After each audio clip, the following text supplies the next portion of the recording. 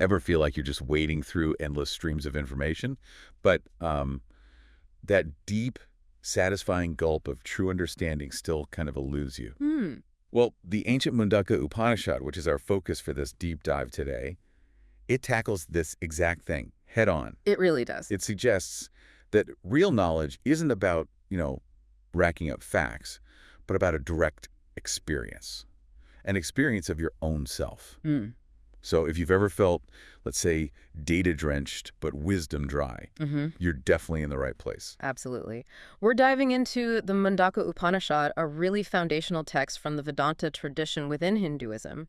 For centuries, it's offered, profound insights for seekers. Yeah, people trying to understand the nature of reality. Exactly. And what a fantastic collection of sources you, our listener, have given us to work with. We've got excerpts from Swami Krishnananda's commentary, which is very insightful. Yes, that's a great one. The original Upanishad text, too, some lovely Sanskrit in there. Plus perspectives from Vivekavani, analyses from Yoga International. Scholarly articles from Nepal Journals Online and PMC, and even that interesting Reddit thread discussing the text. Right. It's a really rich tapestry we get to explore. It is. So our mission, I guess, in this deep dive is to try and weave together these different threads to extract the most vital, compelling wisdom the Mundaka Upanishad holds about true knowledge, the self, and importantly, the path to liberation. And present it in a way that's clear, engaging, and maybe immediately relevant to your own quest for understanding. That's the goal. Okay, so let's unpack this. Where do we start? Well, right off the bat, the Upanishad lays out this fundamental split, doesn't it? In how we understand knowledge. It does. It makes a clear distinction. There's lower knowledge, aparavidya, and then there's the higher knowledge, paravidya. It's like it's saying, hold on, not all knowledge is created equal. Precisely. Lower knowledge, aparavidya, according to the Upanishad, covers things like studying the Vedas, the Rig, Yajur, Sama, and Atharva, along with the related disciplines. Phonetics, grammar, ritual practices, even astronomy. Okay, so essentially knowledge geared towards the external world and achieving worldly things. Exactly. Worldly benefits, understanding the mechanics of the world, the rituals for earthly gains, that sort of thing. So it's about understanding and navigating the world around us, the practical stuff, the traditions. But the Upanishad clearly implies there's something more, right? A deeper level. Oh, absolutely. That's where Paravidya comes in, higher knowledge. This is defined as the knowledge through which the imperishable Brahman, the ultimate reality, is realized. Okay. So this is the more esoteric wisdom, focused on directly experiencing that transcendental ground of being. Yes, leading to spiritual enlightenment, inner growth. It's an inward turn. And this is where it gets really interesting, I think, because it seems the Upanishad marks a pretty significant shift in focus. One of our sources called it a paradigmatic shift. That's a good way to put it. A shift from that outward ritual-heavy focus of the earlier Vedas towards the inward, self-focused approach of Vedanta. And the Mundaka was apparently a pioneer in this. That's a really key insight, yes. While the earlier Vedic tradition put a lot of emphasis on external sacrifices, ceremonies, and so on, Right. the Mundaka Upanishad really pivots. It turns towards internal inquiry, basically asserting that realizing the self is the ultimate key, the key to profound understanding. It's almost like the Upanishad is saying, look, all that external stuff, it's just scratching the surface. The real answers, they lie within. Nicely put. And it even hints, doesn't it, that this lower knowledge can be a kind of stepping stone.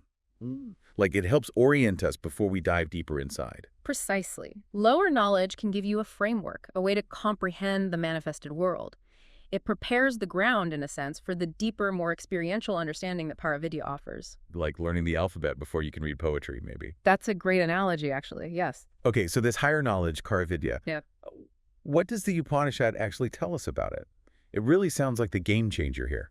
Well, fundamentally, the Upanishad states that true knowledge is the direct, immediate experience of the self. Experience, not just thinking about it. Exactly. Without this personal realization, all other forms of knowledge, all the aparavidya, are considered, mere speculation, conjecture. Wow. And it powerfully asserts that truly knowing the self means instantaneously knowing everything. That's a huge claim. Yeah. That everything is interconnected, and understanding the core unlocks it all.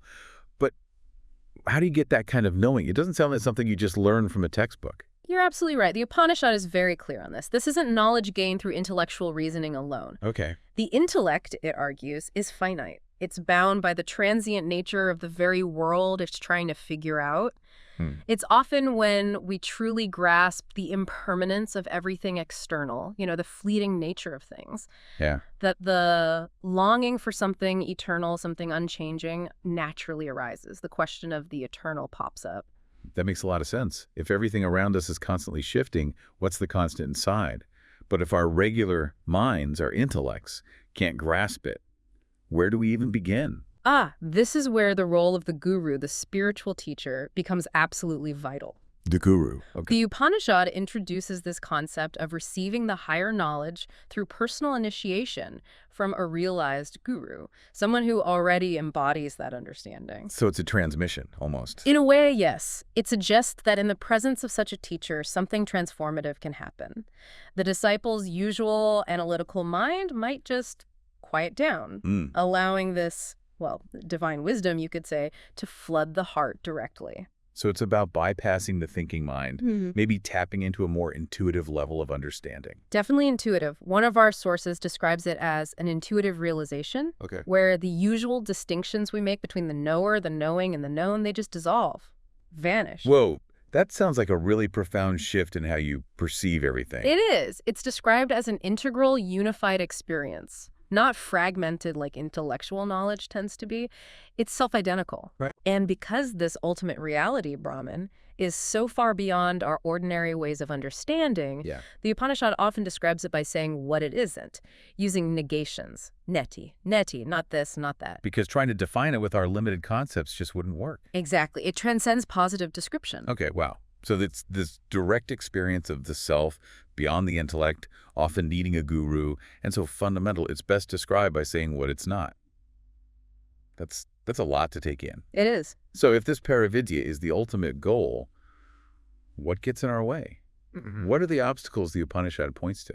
Well, the big ones are desire and actions driven by desire. Okay, desire. The Upanishad explains that these actions, prompted by wanting something, inevitably create consequences. Karma, essentially. Both pleasant ones, which it stresses are temporary. Right. Not lasting. And unpleasant ones, which can lead to further cycles of birth and experience, maybe even in lower forms. Desire itself is pretty strongly condemned as a binding force. So constantly chasing after what we think will make us happy in the world actually keeps us further from this true knowledge. That feels almost counterintuitive to modern life, doesn't it? It does. In many ways, the focus is shifted dramatically inward. Okay. So what does it suggest we do then? Are there practices? Yes, it outlines preparatory practices known as sadhanas. These are meant to cultivate inner strength, mental, moral, spiritual strength. Like what? They include things like truthfulness. The famous phrase, satyameva jayate, truth alone triumphs, actually originates in this Upanishad. Oh, interesting. I didn't know that. Yes. And also penance, or austerity, tapas, brahmacharya, which is often translated as celibacy, but really means self-control, living in harmony with Brahman's law. Okay. And of course, the acquisition of correct understanding, discerning knowledge. So these practices, they build a solid foundation. They purify us, strengthen us. But the Upanishad is also clear that they aren't the final step themselves, are they? They prepare the ground. Precisely. They are vital for purifying the mind, making it fit for the higher knowledge, but they cannot, by themselves, achieve Brahman. Brahman isn't something created or attained through action. Right. It's already there. Exactly. And the Upanishad really emphasizes the crucial need for the complete transcendence or even annihilation of the ego. Annihilation of the ego. That sounds intense. It is. As long as we identify with our limited self, our personality, we fail to perceive the all-pervading Atman, the true self. It even says talking about anything other than this self is basically discouraged, a waste of energy. Wow, that's a radical call for a total shift in focus, centering absolutely everything on the self. And then there's renunciation, sannyasa. How does letting go fit in? The Upanishad suggests that knowledge, paravidya, when it's connected with renunciation, becomes the direct means to liberation. So knowledge plus letting go. Yes. It implies that deep engagement with worldly activities and the pursuit of this profound inner knowledge are, not easily compatible. They tend to pull in opposite directions. It's like you need to sort of declutter the external to really see the internal landscape clearly. That's a good way to think about it. And this whole process, it doesn't sound like a solo journey, does it? That guru-sishya relationship keeps popping up. It's central. The teacher-disciple relationship, the Guru-Sishya dyad, is hugely significant in the Vedic tradition, especially in Advaita Vedanta. Right.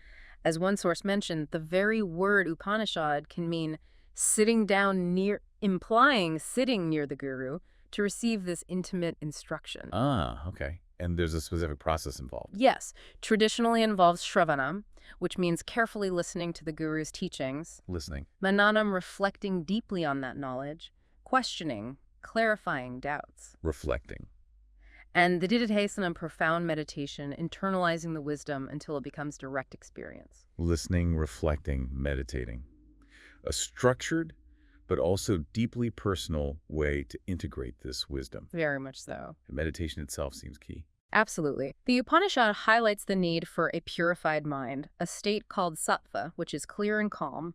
Only through that serenity, attained through knowledge and practice, can one behold the partless being, Brahman. So meditation helps achieve that clarity. Yes, meditating on the divisionless reality helps the mind itself become divisionless, reflecting that unity. It sounds like a process of refining our inner state, but it also sounds like it requires real effort, real commitment, not just passively wishing for it. Oh, definitely. The Upanishad is quite explicit. The Atman is not attained by the weak or the careless or through improper, unguided spiritual practices. Okay. Strength, and this means mental strength, moral strength, maybe even a degree of physical vitality plus carefulness, focused attention, and knowledge combined with that spirit of renunciation. These are presented as necessary. Got it. Effort, care, strength, and letting go. Okay, so we've looked at the two kinds of knowledge, what true knowledge really is, the obstacles, the path. Now let's dive into how the Upanishad actually describes this ultimate reality, Brahman itself. Right. Well, the descriptions often push the boundaries of language, as we touched on. It's described as imperceptible, ungraspable. Can't grab it. Exactly. Without lineage or origin, colorless, eyeless, earless, handless, footless. So none of the attributes we associate with beings in the world. None. It's eternal, all-pervading, incredibly subtle, imperishable, and importantly, the very source from which all beings emerge. That's quite a list, almost entirely defined by what it lacks from our perspective. It often seems that way, yes. Because it's beyond the purview of the body, the vital energy, prana, the senses, the mind, the subconscious, the intellect, even the ego. It transcends all our usual tools for knowing and categorizing. It makes sense why neti neti is used then. Precisely. It's often called one without a second. Ekam eva advityam. What's the deep significance of that phrase? It points to the absolute non-dual nature of Brahman. If it's truly absolute, truly all-encompassing, there can't be anything separate from it or alongside it. So no other. No other. It lacks nothing, needs nothing. Any sense of duality or separation that we perceive in the world is, from this viewpoint, ultimately part of the illusion or Maya. Okay. But if it's truly just one, how does the universe with all its incredible diversity come into being? How does the one become the many? That's the mystery. The Upanishad explains that Brahman, through tapas, which here doesn't just mean austerity, but more like a creative heat, a concentration of knowledge, a primal wish or will. Okay, like a creative impulse. Yes, exactly. Through that, Brahman manifests or unfolds as the universe. This includes primordial matter called Anna. Anna, like food. It can mean food, but here it's more like the fundamental substance. Then prana, the cosmic life force, then mind, truth, the different regions or worlds, and even the effects of actions, karma. It all arises from Brahman's initial creative thought energy. So Brahman is the ultimate source, the seed from which everything else unfolds through this cosmic contemplation almost. You could think of it that way. And it's also described as omniscient and omnipotent, all-knowing, all-powerful. How does the Upanishad frame that? Omniscient here means knowing the general essence of everything, while all-knowing implies knowing everything in particular, every detail. Okay. And its power, its omnipotence, is said to consist in its knowledge. True power, in this view, isn't about controlling others or external force. Well, No, it's the power that comes from becoming the very self of another, of everything. It's the power of unity, of non-separation. that's a really different way of thinking about power. Power as unity, not dominance. Fascinating. It is. And finally, on Brahman's nature, there's this idea that it's both immanent and transcendent. Can you unpack that a bit? Sure. Brahman is transcendent because it exists beyond the manifested world, beyond time, space, and causation as we know them. It's not limited by creation. Okay, beyond it all. But simultaneously, it's immanent, meaning it's present within everything, within all beings as the Atman, the individual self. It's the inner reality of every single thing. It goes both outside and inside. Yeah. Everywhere. Exactly. The universe, you could say, is like a condition that is supported by the absolute, which is both its source and its inner essence. Wow, okay. So we've explored Brahman. Now, the ultimate goal of this whole path, this whole understanding, according to the Mundaka Upanishad, it all leads to liberation, moksha, right? What does that actually look like? Yes, moksha is the culmination. The Upanishad describes it beautifully as the breaking of the knot of ignorance, the hridaya grand, the knot in the heart. The knot in the heart. Yes, the deep-seated ignorance that binds us. By realizing the Purusha, another name for the Supreme Being dwelling within the secret cave of the heart, this fundamental ignorance dissolves. The understanding dawns that all the differences we perceive, all the multiplicity, it's ultimately unreal in the absolute sense. Only the Purusha, the self, is truly real. So liberation is seeing beyond that illusion of separation. Realizing the underlying unity. That's a huge part of it. And moksha involves transcending duality altogether. Oh. It's presented as the cessation of the fluctuating mind, and consequently the transcendence of identifying solely with the physical body. You realize you are not just the body-mind complex. I see. The realization arises that all individual beings, all souls they originate from, are sustained by and ultimately return to the one self. That sounds like coming home. The Upanishad uses some really powerful analogies for this, doesn't it? I remember reading about the two birds. Ah, yes, the two birds on the tree, a classic and very profound analogy. Tell us about that one. So imagine two birds perched on the same tree. One bird, representing the individual soul, the jiva, is busy hopping around, tasting the fruits of the tree, some sweet, some bitter. It gets completely absorbed in the experiences of the world. Right, that sounds familiar. Doesn't it? But the other bird, symbolizing the divine self, the Atman, or Ishvara, just sits there calmly, detached, simply witnessing, observing its companion without getting involved. Just watching. Exactly. The Upanishad says that when the first bird, caught up in its worldly experiences and suffering, finally looks up and sees the other calm, majestic, witnessing bird, recognizes this non-attached self within it, realizes its own true nature, and is freed from sorrow. So the key is shifting identification from the experiencer caught in the drama to the silent witness. Precisely. Recognizing that witness consciousness as our true identity is the path to liberation. Even while we're having experiences, that witnessing self remains untouched. That's a really potent image, a reminder to connect with that observer within, not just the part of us on the emotional roller coaster. And I also remember something about liberation involving burning away karma, both good and bad. Yes, that's another important point. The Upanishad explains that the vision, the realization of the intelligent creator, the source of all, effectively burns away the accumulated effects of past actions, both merit, punya, and demerit, papa. So it cancels out your karmic balance sheet, basically. In essence, yes. It leads to a state that is pure, untainted by past actions.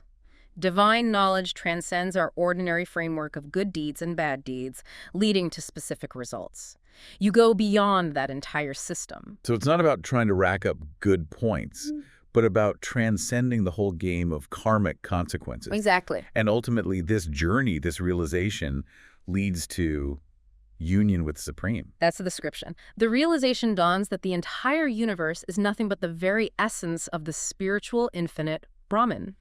And with that realization comes an end to all imperfections, all sorrows, all limitations. It sounds like complete fulfillment. It is. The Upanishad uses another beautiful analogy here, the rivers flowing into the ocean. Yes. Just as rivers, with their distinct names and forms, flow into the vast ocean and lose their individual identities, merging completely.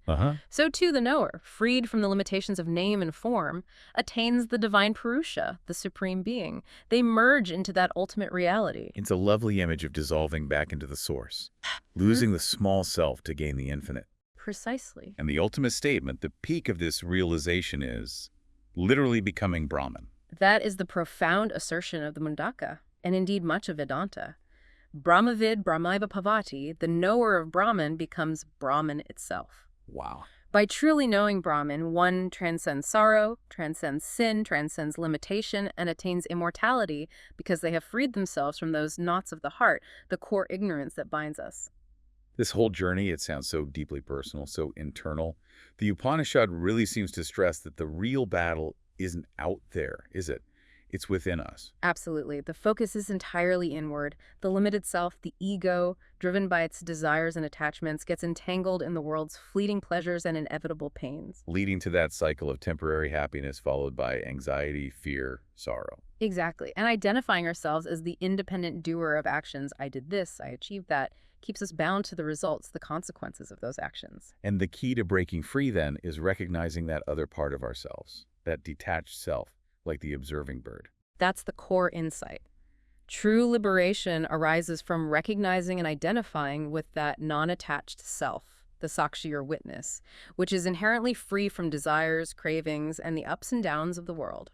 So the spiritual journey is really about turning away from the external world, in a sense. The world produced by ignorance. It involves turning away from the attachment to it and the false identification with it, recognizing it as a manifestation of nescience, of fundamental ignorance, and understanding its consequences. Because true, lasting happiness, the highest bliss, isn't found in those external changing things. Correct. It's found only in realizing the immutable, eternal being within. And this requires, as you mentioned, both discrimination and detachment. Yes. Viveka, the sharp power of discrimination, the ability to clearly distinguish the real from the unreal, the eternal from the transient. This viveka naturally leads to viraga, a healthy non-attachment, an abandonment of clinging to the non-eternal. Viveka and viraga, discrimination and detachment, key tools. Essential tools. And finally, just to round things off, that PMC article we looked at really highlighted how useful analogies are in this tradition, didn't it? For explaining these very abstract Advaita concepts. They are incredibly powerful teaching tools, yes. Making the subtle more graspable. Like the rope snake analogy. That one's famous. It is. It beautifully illustrates the relationship between Brahman, the underlying reality, the rope, and Maya, the illusion, the snake we mistakenly perceive in the dim light. We project a frightening reality onto something inherently harmless due to ignorance. Right. Seeing the rope for what it is dispels the fear of the snake. Exactly. And the clay pot analogy. That helps us understand how Brahman is both the material cause, the substance, like clay, and the efficient cause, the creator, like the potter of the universe, the pot.